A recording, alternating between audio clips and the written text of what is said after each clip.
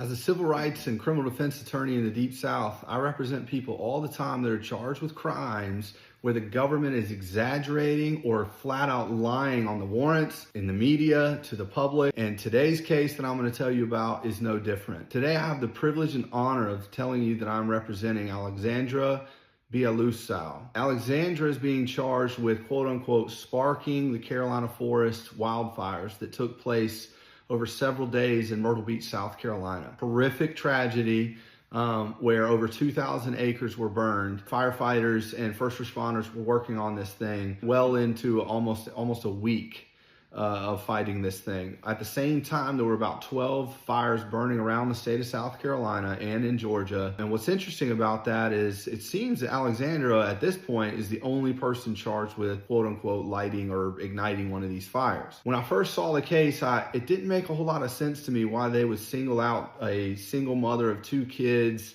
unless it was something egregious. And then when you look at the warrants, it says, no, we're not charging her with violating the burn ban, which I'll talk about in a second. We are charging her with negligence and carelessness in allowing the fire to spread to other people's properties. That's what the warrants say. And you can see the warrants here, or at least the media covering the warrants. It says exactly that Alexandra allowed these fires to negligently and carelessly spread to other people's property out of her fire pit.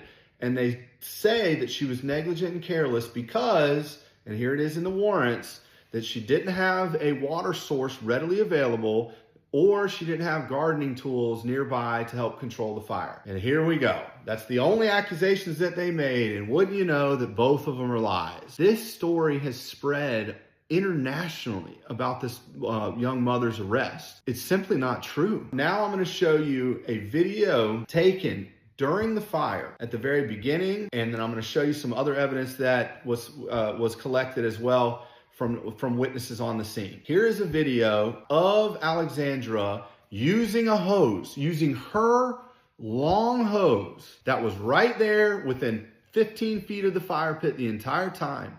Here she is fighting the fire on her own. On the ground, you can see a blue hose. I believe that's the fire department's hose. And here's the hose next to the house. Again, readily available. In the very beginning of this thing, there wasn't a whole lot of urgency. It didn't seem, as you can tell from these videos and photos, it didn't seem like this was a huge, massive fire that just blew up from her fire pit and lit all the trees on fire like the media wanted you to believe. This did not look like it was going to get out of control, but the weather and natural causes, most people call them acts of God, picked up some sort of debris, either from neighboring fires or her fire pit, and casted it off into the middle of the woods. We still haven't figured out where this thing originated from. But after they've lied about 2 circumstances and 2 pieces of evidence, that she didn't have a hose and she didn't have gardening tools, anything's open for debate at this point. Obviously, she had a water hose readily available, so that part's thrown out. Now, what about the gardening tools? I have a fire pit. I don't have gardening tools nearby, but guess what?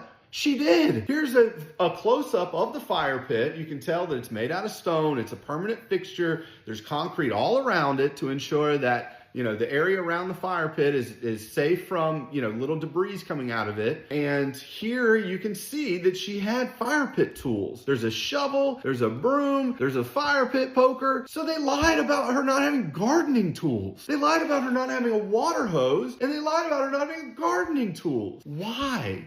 That's why I get hired, is when you start to see that they're scapegoating somebody. A young mother who, by the way, somebody told the media where she works, and it was printed in the media that she's a healthcare worker. They named the hospital she works at. This lady's face and these accusations have been spread all over America. This was on Fox News. This was on CNN, USA Today, all local media coverage. Now I'm going to get to the media coverage of this. The media took it upon themselves, along with the multiple authorities. We're talking about governors and elected officials all around the area chimed in, and every single one of them mentions that South Carolina was under a burn ban during the time when she lit this fire. Now, all the comments that are on social media say over and over again, what the heck was she doing burning a fire pit in her backyard during a burn ban? Why didn't she just call the South Carolina Forestry Commission and find out whether or not there was a burn ban in effect? I called the South Carolina Forestry Commission because I wanted to know why she wasn't charged with violating the burn ban. And guess what? She was in compliance of the burn ban. Here it is again, exceptions to the burn ban. Burn bans are for open burning. They're not for private or commercially graded fire pits. Again, which she had. Here is the exact wording of the exemption. That means that if you fall under this, you can burn even during a burn ban. This is during May 17, 2021. Governor Henry McMaster signed this bill into law that states the regulation of fires by the state forester does not apply. Burn bans do not apply to fires used for the preparation of food or fires used in appropriate enclosures. And they name appropriate enclosures: portable outdoor fireplaces, which this was not; chimneys, which this was not; or permanent fire pits constructed of stone, masonry, metal, or other non-combustible materials. Here it is again. There's her fire pit. A permanent fire pit constructed of stone and masonry.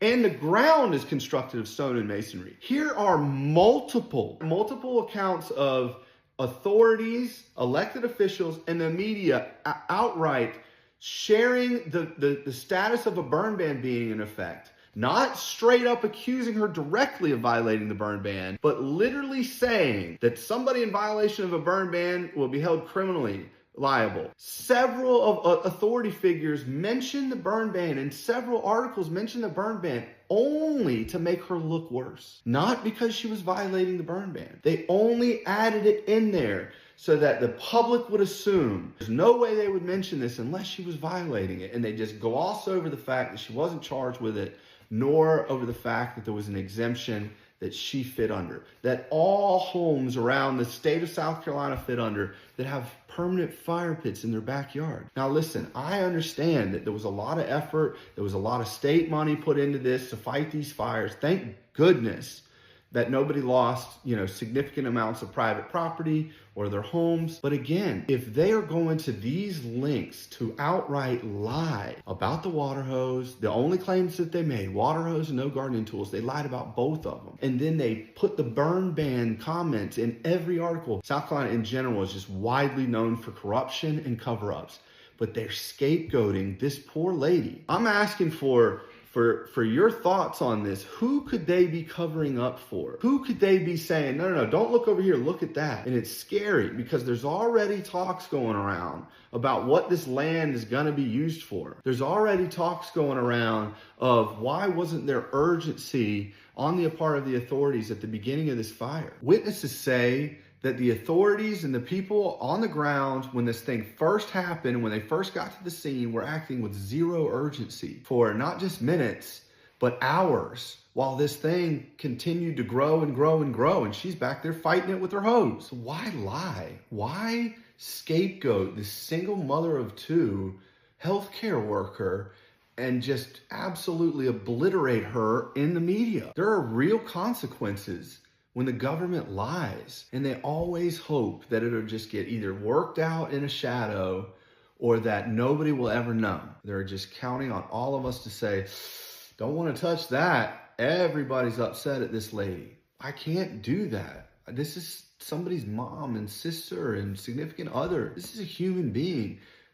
Look, I am all for accountability, always, on all sides. Just don't lie. You don't have to lie. And that's what we're seeing here, is multiple lies and exaggerations and manipulation of the narrative and of the media. They are trying to control the way that you feel about this woman. I appreciate you guys tuning in and listening. I have more videos to share about similar situations, similar clients. Again, same area of the country. We'll talk to you soon.